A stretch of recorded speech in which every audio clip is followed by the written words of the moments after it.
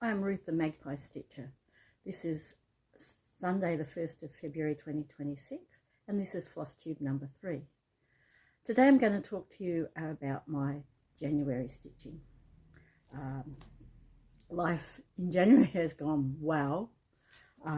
It was a big month and I did not get as much stitching as I had hoped. I had 6 no stitch days in January. I've never had no stitch days, not more. I think once I've had 2 maybe. It was a big month. We had our church runs summer camps for our youth. We have 3 summer camps for 3 different age groups. The first summer camp we left on a Thursday morning. I went up Wednesday morning to a town called Bendigo, where I stayed overnight, and Thursday morning picked up the kids on the bus and took them to summer camp. We got to summer camp around about 11:45 in the afternoon.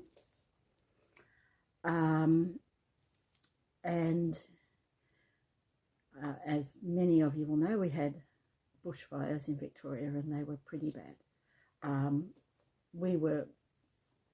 In the morning we were safe enough, camp was safe enough, we were far enough away from the fires to continue and go ahead with camp.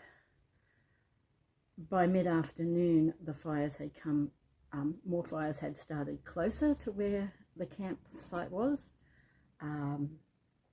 So after some discussion with the authorities, and even though the camp itself is a safe place for the community, we decided that we might get trapped in with the kids, with the fires sort of going around us. There were already roads closing, so we decided to evacuate the kids from the camp and take them back home.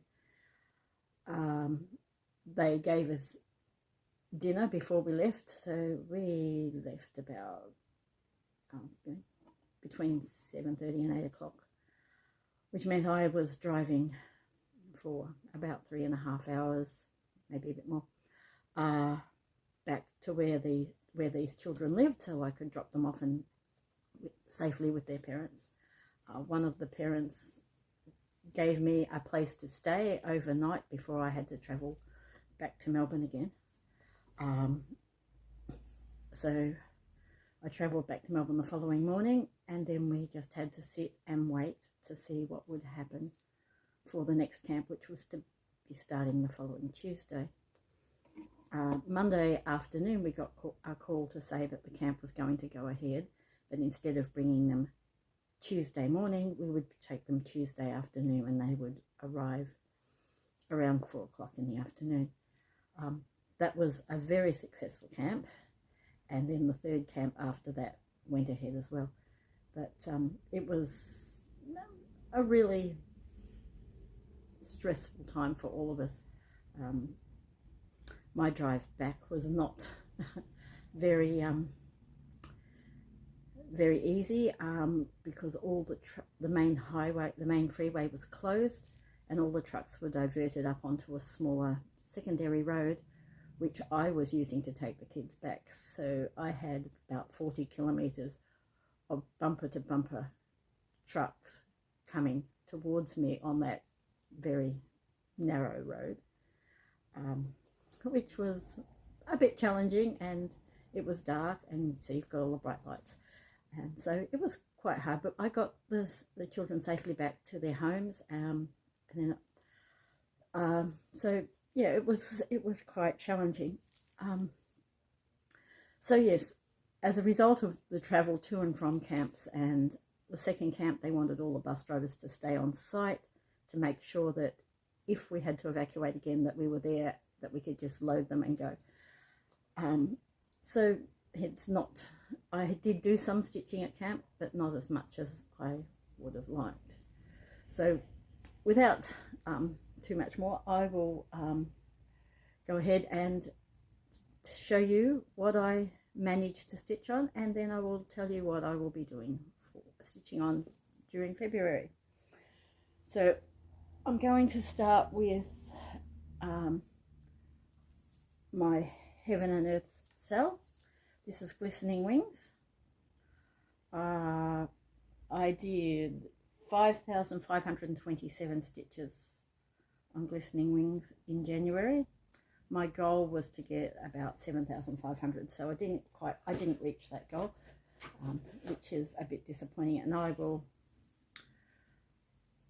I won't insert a before picture here because it was a new start, so there is nothing to show. The next one I worked on was my Fellowship of the Ring stitch. Now this is how much I've done, quite a bit along here. I think I was just at the bottom of his nose, so I've stitched all the way along there, and I've put in 2,473 stitches, which again is not what I had planned to stitch, and I'm not sure where I should have probably put another 1,000 stitches into that. Then I had 2 whip go calls. I only stitched on one of them. So in January I put in 623 stitches out of the 1,000 stitch goal. I've also done another 237 stitches this morning, so I'm almost there. I will continue and finish this in February. Sorry. There's only another 100 or so stitches to go, and I will put a before photo up here. And I also stitched on my Christmas stocking. It's a train Christmas stocking. The artist is Marianne Savage, and it was a kit from Designworks. Okay, the whip go call, which was number 7 that I didn't get to stitch on, was my Mirabilia October Opal Fairy, so I won't need to put a before photo in for that one, and I will try and catch up that 1,000 stitches in February, before I move on to my next whip go call. Okay, now my whip go